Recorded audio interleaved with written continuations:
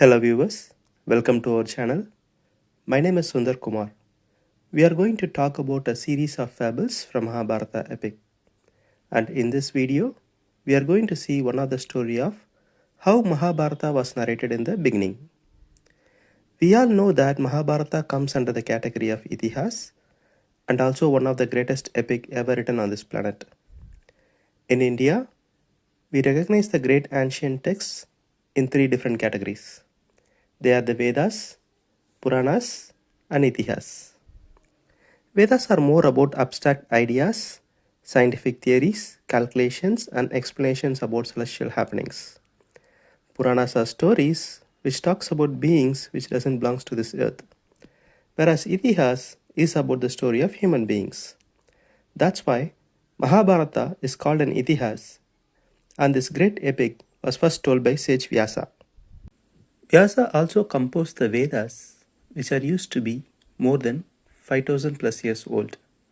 In those ages, these Vedas are only kept as oral traditions because those generations of people gave more importance to the utterance of the sounds and the phenomenal impact it creates on the human system rather than giving importance to human thoughts and emotions. That's why, in olden times, the Vedas are only kept as oral traditions and was never documented. It was in those times there once struck a famine in the Indo-Gangetic plains, where it continued to exist for 14 full years without a single drop of rain. It continued beyond a point where people struggled even to keep their mere survival that they almost started losing their oral traditions. Even when the famine was over, where the rains came back and revived the lands, the oral traditions of the Vedas can't be revived in the same vibe as it was before. Vyasa saw this and decided to compose the Vedas for the first time ever.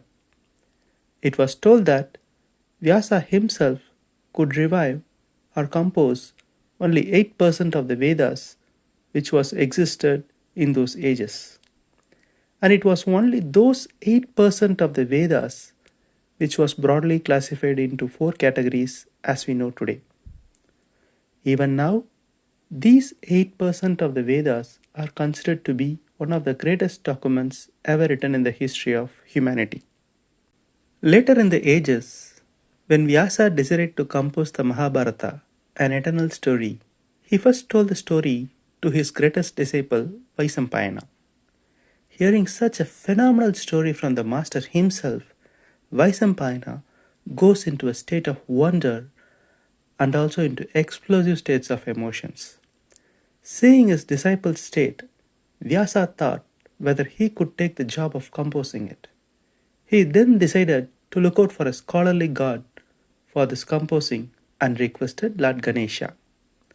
When Vyasa requested Lord Ganesha to compose the story, he put forth a condition to Vyasa that once Ganesha starts writing, Vyasa should never stop the narration until the story was completed.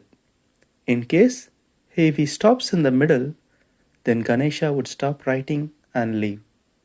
Hearing the strange condition from Ganesha, Vyasa also agreed by putting his condition that Ganesha should also not even write a single word that Vyasa utters without understanding the full meaning of it. Both of them agreed to each other's condition, and then the story begins. It was told that this Mahabharata story was told simultaneously to two great people by Vyasa. When Vyasa narrates the story, his disciple Vaisampayana hears every word of it and goes into explosive states of emotions, whereas Lord Ganesha calmly composed it word by word. And when Ganesha finished composing the great epic, it seems to be the greatest document ever produced on this planet.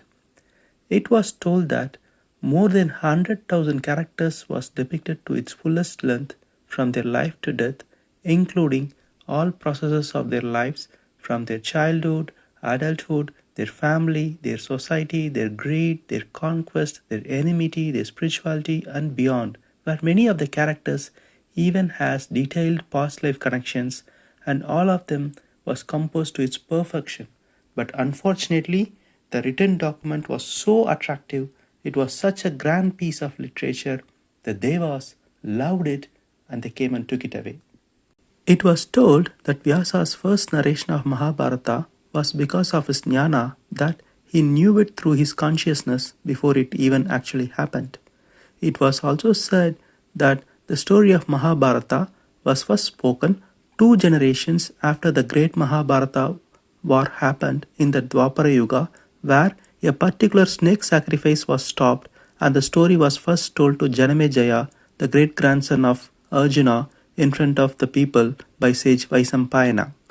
Even now, it was told the way we know Mahabharata was only to the extent which Vaisampayana remembered from Vyasa's narration and not through the way which Lord Ganesha had written down. We hope you all enjoyed this video. See you soon with the next story.